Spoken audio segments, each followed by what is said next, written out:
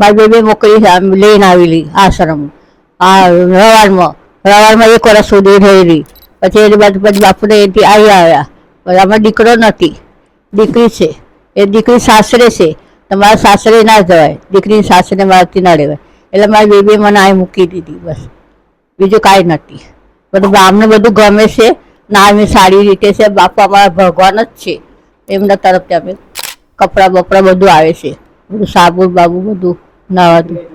હા બાપુ દીકરી તો કદી કદી આવે. 2 ભાગને ઘરનું કામ કરવાનું જમાઈ નથી, જમાઈ હપ થઈ ગયા, સાસરીની હપ થઈ ગઈ. હવે એકલી છે, એના છોકરા પરિવાર છે, 1 છોકરી ને 1 છોકરો છે. 1 છોકરીના પરિણામી વડોદરામાં અને 1 છોકરાનું મગજ એ થઈ ગયું છે, અનબુદ્ધિનો થઈ ગયો છે. એટલે એના એ ઘરે છે.